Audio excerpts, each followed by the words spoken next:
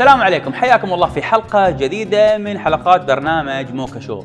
اليوم راح نناقش موضوع القهوة المختصة وبزنس القهاوي المختصة أو باللغة الإنجليزية سبيشالتي كافي. هل الموضوع فعلا بزنس مربح ولا هبة، ولا الموضوع صاير إنه والله برستيج وواجهة اجتماعية؟ ما نقدر ننكر إن القهاوي المختصة أثرت بشكل كبير على البراندات العالمية وصارت الناس ذائقة حقتها القهوة أعلى. ما تقدر تروح أي مدينة في المملكة العربية السعودية مهما كانت كبيرة أو صغيرة إلا راح تحصل زحمة قهاوي مختصة. اليوم راح نناقش في هذا الموضوع ونشوف هل إحنا فعلا أمام هبة ولا بزنس مربح ولا برستيج واجهة اجتماعية ولا أشياء ثانية راح نعرفها في حلقتنا.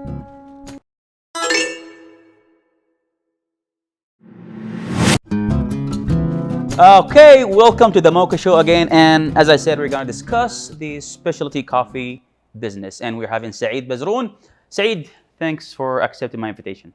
Thank you for coming. It's an honor to have you here, actually. Sa'id, I've been knowing you for like 2 years now. I met you in a coffee shop that I used to work for. As a part-time, yeah. Yes, as a part-time. I will ask you a question, and I would like to you answer in very short sentence, describing your feeling from the first time ever you had coffee, first sip, then working for somebody, then opening your coffee shop and leading as a manager. It feels like a young dream that came true early. Okay. I've always dreamt about having my own coffee shop, but not at this age.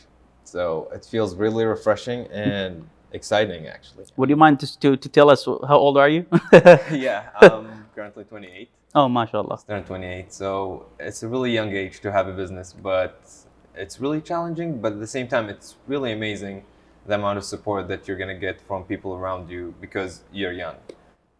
Great. So it's a great inspiration for the young generation coming up, taking a risk to jump to this business. I know you have a degree in chemical engineering. Yeah. You graduated 2017 from the United States of America. Would you tell us a little bit about your education background?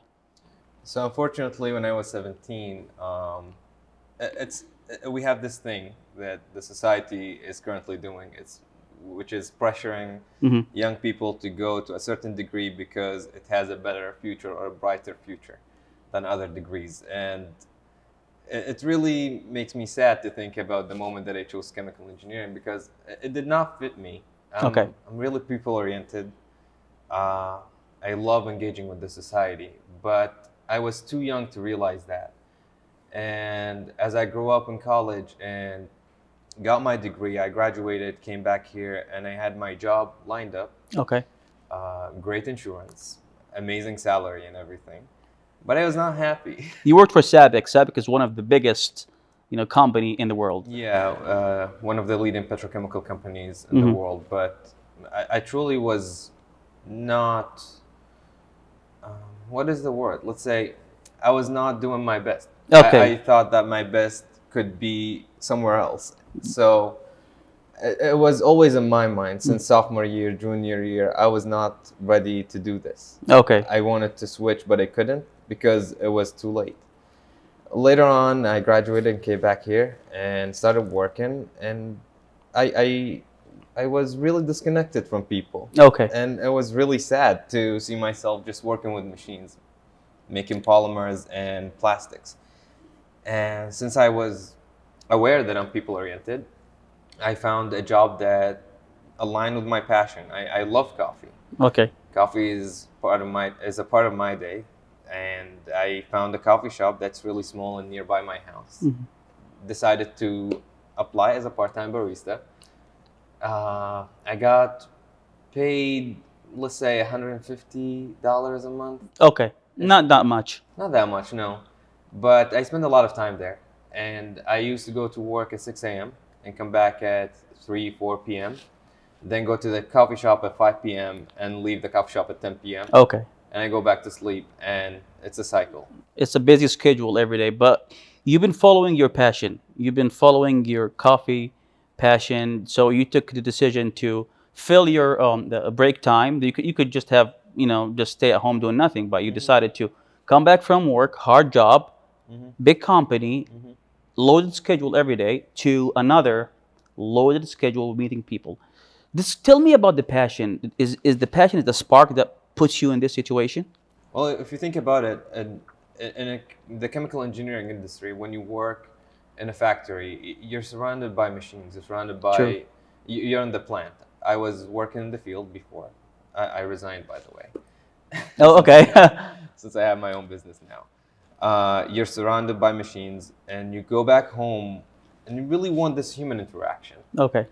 A job as a barista, you're in the front line with the society. True. You're facing people every single day, and it's always new faces, new conversations, and new inspirations. And you actually have the opportunity to inspire people, Great. to talk to them, to help them out, to discover who they want to be, or just to help them out throughout their day by having a really small conversation at the cashier or something like that. That's great. And every single day when I came back to work as a barista at the coffee shop, it made me feel better about myself.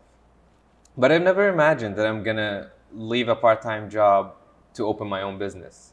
That was way down the line. I thought about opening my own business when I'm 45, 50 years old. Okay. Later on in life. Wow. Yeah. So I really enjoyed the barista job, and I started doing things at the shop that I used to work in. I started to lead initiatives. I started to understand the operation rhythm. I started to enhance the operation rhythm and add to it. Okay. A lot of people here, they think that when they get hired for a part-time job, it's going to help them financially and it's going to fill a gap in their schedule. But they never think about building their own development curve or work on it for something bigger. I've never thought that working for 3 years and a half as a part-time will allow me to build something like this. It's a great place. Yeah. I mean, we love it. It's a great place, and we're gonna dig more in this. We're gonna talk about the business itself, your philosophy about it, but we will end up this first the video of this conversation. We're gonna go back in deep for the business itself. But I have a question, Saeed. Go ahead. Because how do you describe your philosophy about coffee? Is it only the coffee, or it's a coffee plus engaging the community? Well, believe it or not, I feel many people, when they go to a place Yes. and they order a cup of coffee, they actually value the experience of getting the cup of coffee more than the coffee itself. I know I'm really specific about what I want to give customers. Okay. Or the people who come to get coffee. I don't give them anything. I focus on the ratio, the calibration, the roast, the bean origin, extra. But Every day. the customers themselves, when they come, they expect a barista that is going to talk to them about what they're getting. And the more that you talk about the cup of coffee to people, the more you're selling this cup of coffee to them. Okay. And they're going to love it because of your dialogue. Okay. The way you talk to them, the way they see the passion in your eye about what you're doing. And it's not just in the coffee business. I feel in any business, if you have this dialogue, the passionate dialogue, people will like your product more than just the product by itself. Okay. So it's a whole experience. And I feel in my business, I focus a lot on this customer satisfaction experience or customer engagement experience. Okay. Yeah. So I would just describe this as feel it like home. You're here, you're purchasing coffee, not only the coffee itself, but the whole package, the coffee, the place, the environment. You want them to feel so relaxed, so they come get their coffee here, stay here, and feel it like home. Of course, a lot of people come here and order a cup of coffee and they stay for a long time. And most of the time, when we pass by, they talk to the staff members. They tell them about their day. I currently have made more than 100 friends. Oh, nice. In just this small city. Great. That I would never have met in my entire life without having this job. That's a great say. It's a great. We're gonna dig deep in this business. So let's take a break and come back with Saeed, and we're gonna discuss the business itself, the profit, and the decision of leaving a huge company like Sabic and taking the risk to open a coffee shop. In this part, we're going to discuss the business itself. We're going to discuss the social impact. Saeed, the decision of quitting your job in a big company, you know, in our community, if you have a stable job, you leave it, it's a big thing. I mean, around the world. How was the decision made? Were you financially stable to take this step, or do you think it's just I took responsibility about it? First of all, I'm not financially stable. Okay. It took a lot of time and money to build this place, obviously. But if you believe in something and you see it working according to numbers and statistics, you go with it. At my job, I was not seeing myself moving anywhere, and I felt like I'm wasting my time. I wanted to focus on my business and to develop it even more, to grow it even further. So when I took that decision, I was thinking about it for the longest time.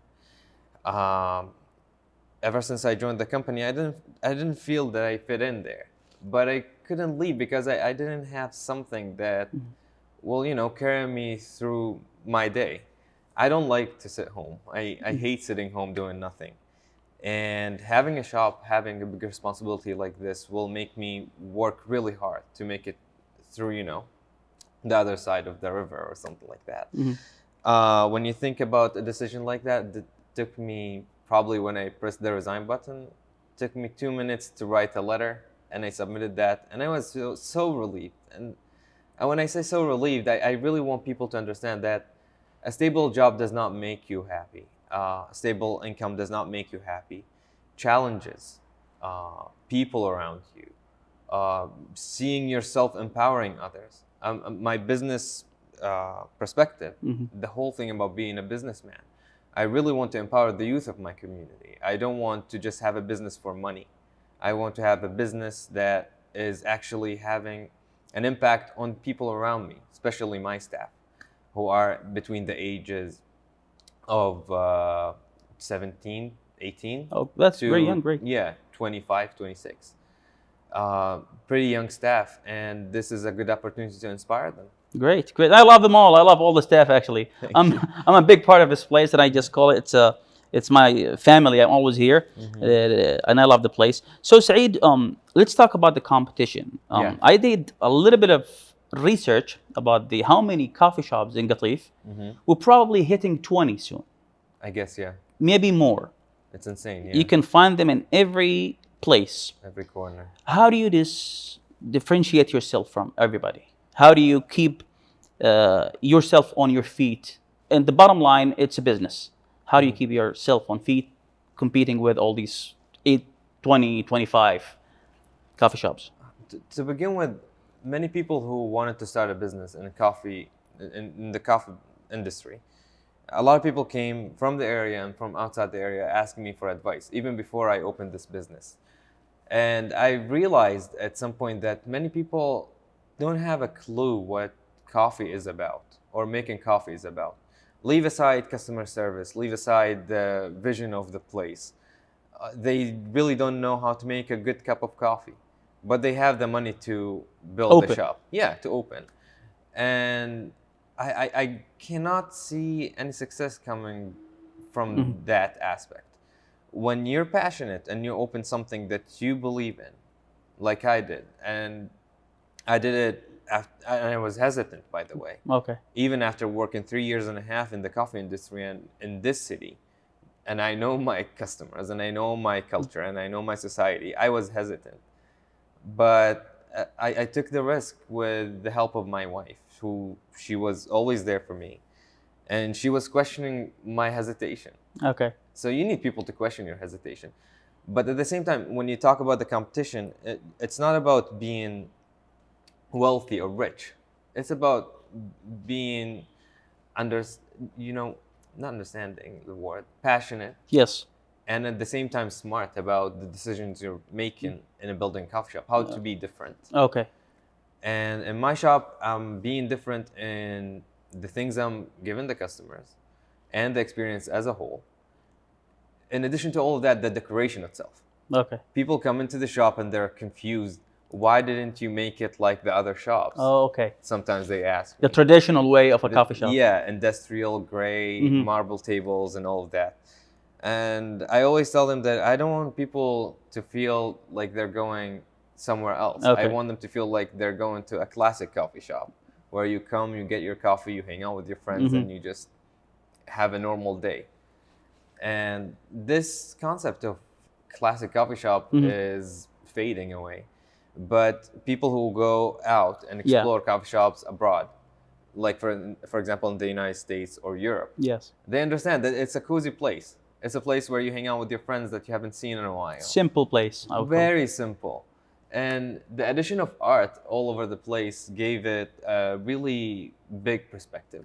Great. As you can see, we have a lot of artists who contributed to our wall.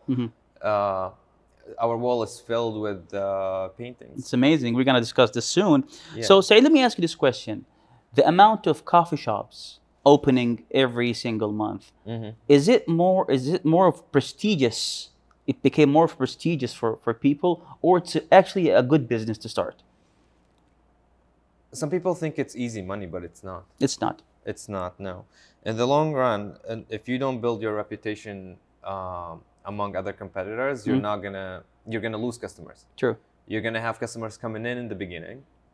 You're gonna have traffic, and then with time, people would realize that there are better options with the same price. If I'm serving, for example, a cappuccino for 17 riyals, and another person serving the same cappuccino with 17 riyals, but I'm using a better quality beans, people will realize that with time. The coffee culture in Saudi Arabia and in our city, in Qatif, for example, has developed so much throughout the last 3-4 years. Dramatically increased. Yeah, so people now ask you about the origins in the bean, in the hopper, the espresso hopper. People ask you what kind of roast is it? What is the discharge temperature? It's like specifics that people never discuss before. It's challenging, huh? It is challenging, but at the same time, if you're not aware of what you're serving people will catch you. True. Yeah, and I make sure that no one is behind the machine with no knowledge. If you're behind the machine and you're one of my staff, you have gone through an extensive, at least 2 months training. Not just how to push buttons, but actually how to discuss what you're doing. Not among staff, but with customers. Great. How to ease the language. Easing the language of coffee has been really hard for a lot of people, a lot of businesses who close currently, because they're not aware of how to use language to communicate with customers. And I believe that customers have the right to know what's going on behind the counter. That's true. And I feel this actually every time I'm here or I'm visiting any coffee shop. People are so specific about their questions. If they ask you a question about the origin of the coffee and you don't answer it, probably they won't be back. We say, oh, he doesn't know what he's selling. That's very so true. It's very important I encourage people to come visit Jade, and you will actually feel that all the team, all the staff exactly know what they're doing, which is very important for the business. Okay, we're back, and the last part we're gonna discuss the social impact. Jade's not only a coffee place. You could come here, you'll look at the walls, see a lot of drawing, a lot of arts here. This encourage a lot of the young generation to take their art, to bring it here, to show it to people. Saeed, social impact. You are having Jade open for anybody who has a talent, a drawing, to bring their work here, and you show it to people. This is actually encouraging them that they have a goal. They want to show their art, not only to just draw something and put it in the house. How did you make this decision, and how do you look at it from your point of view? Well, for me, to begin with, for me, it's not just youth empowerment that drives my intentions into the social impact field. It's also women empowerment. Great. We have a lot of artists here in our city, and most of them are females. Surprisingly, a lot of them, they're really shy, or they didn't get the chance to shine in this society or where they live. Jade is like a safe place where you can display your art and communicate with a community of artists. And believe it or not, 70% or 75% of the artwork that we display here is made by female artists. Oh, great. I have artists who are, who are 13-year-old. Oh, mashallah. I have, Very young. Yeah, 13-year-old, 17-year-old, 21-year-old. And to have the chance to be heard, to have the chance to be shown around, in a public place, and people are from around the country come here and just see their work of art and ask about them. It's just like, it makes me happy. And also in my staff, I have 2 female members that are managing within the operation and within the art display management. And I intentionally put females in leading positions in Jade because I am a big believer, I'm a big feminist, I'm a big believer that the females in our country, they're really strong. They're really ambitious and they're really passionate. And they need the chance to display what they can do to this society, to prosper and to be a better place for everyone. So Jade is not just about empowering artists, but also empowering females and include them in the whole equation. It's a great thing. I mean, and I can tell. I mean, if everybody wants to visit here, and they will take a look, and they will actually feel that there are a lot of talents that you're helping them to be displayed in this community. It's a great thing, Saeed. You're not looking at coffee as only business. You're looking at it as too many things in one place, which is really great. How important? Let me ask you this question, Saeed. How important is for a person who wants to open a coffee shop to be aware of the operation part and the administration part? For example, let's say I will open a coffee shop. I will hire a manager, and I will leave. I will wait for the profit at the end of the month. How important for you? Because I know you know very, very detailed about the coffee. You took too many courses about it. How important is this to compete in this market? Well, if you see customers come into the shop and they know that you're the owner of the shop and you're behind the espresso machine while other people are taking care of other things, and they see how you're given the chance for people to lead under your supervision, but you're not interfering. They actually feel so comfortable that you're comfortable as an owner and in the heat of the operation area, and you're just happy about your team. This impression is really important for businesses to grow and for businesses to have a good image for the public. If I go to a restaurant or I go to a business and I see the owner of the business, the owners of the business themselves in the business just working normally, I would feel more comfortable purchasing something from there. So I feel, to answer your question, it's really important for owners of businesses, especially small businesses, to be there, to be connected, but not to just micromanage, but actually to lead. That's great. Yeah, and actually in my team, I'm just a general manager.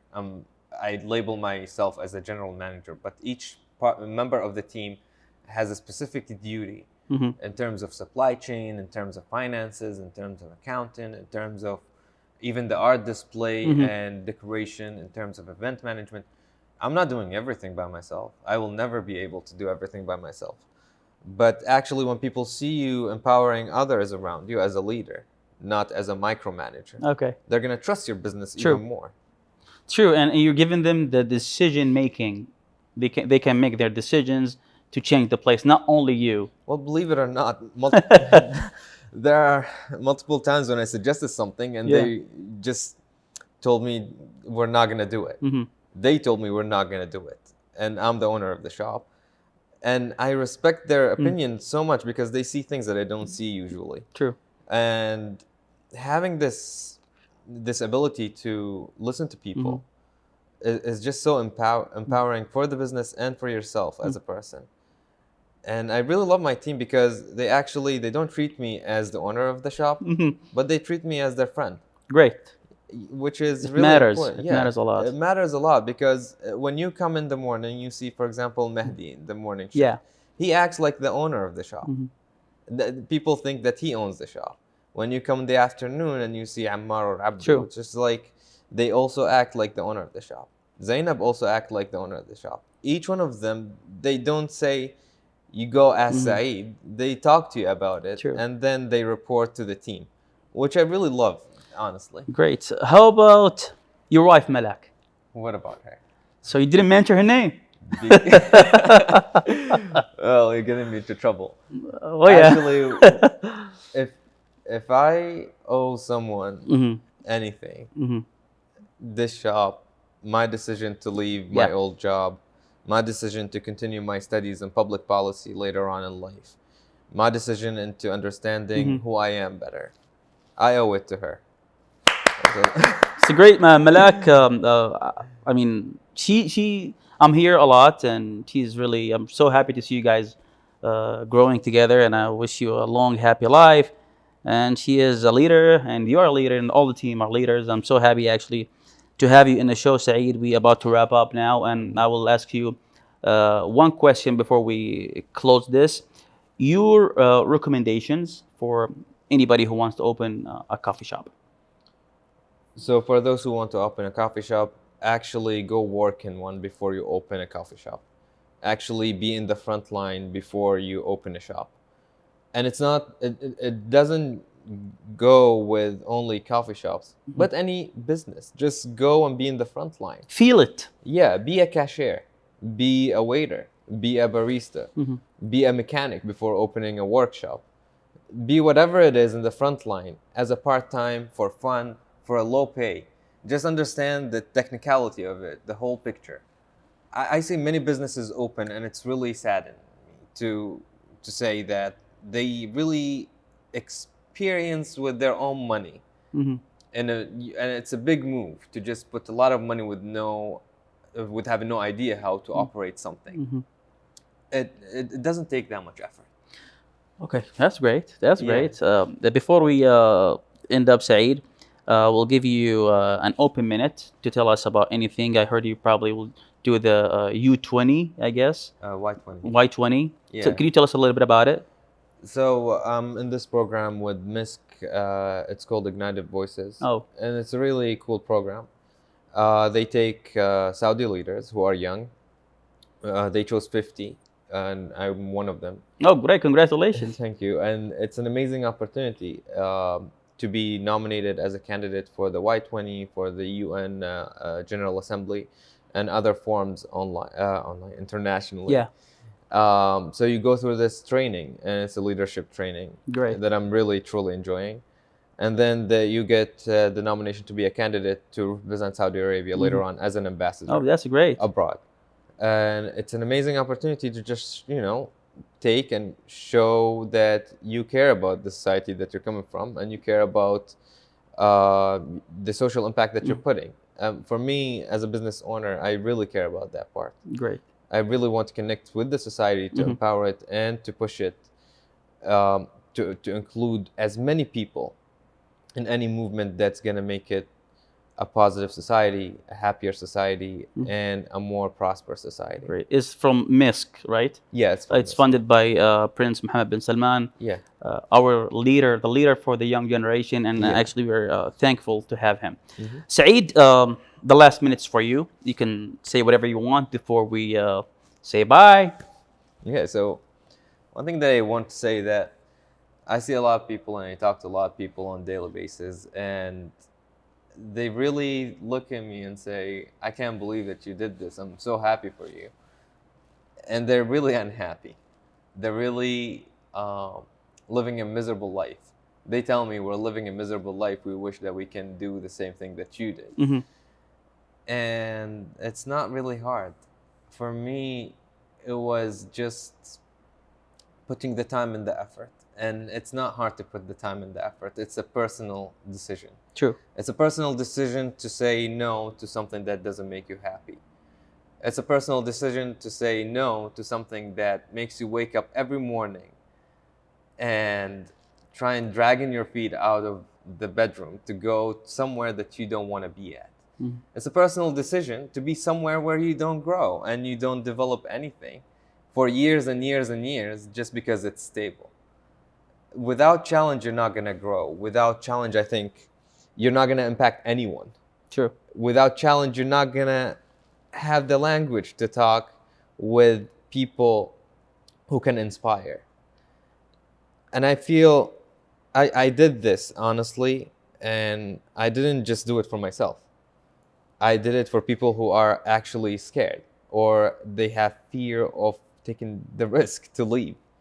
I want people like me back in the day, or people who are 17 currently and really scared to go into a major that they think they're really good at, but there's no future for it. Okay. To go for a major who they think that they can be inspirational in it, but instead they choose another one just because of society fear. I don't want them to do that. I don't want you to make the same mistake. It took me a long time to correct it. So just say yes to what makes you happy. Say yes to what you connect to. And say yes to what actually gonna raise your potential to the maximum limit. Great. Because a lot of people say no to that, which is insane to me. Well, Saeed, I'm so happy to hear these words from you, and I'm sure they will inspire a lot of people. Thanks for accepting my invitation again. I'm really happy to have you here, and I wish you a great, bright future with your wife, with your education, everything, and even with your business. So thank you very much. Thank you for coming, actually. It was a pleasure to have you. Okay, guys, we're done. I have 2 cameras. Yeah. Give me the big hand. Thank you very much. Bye-bye.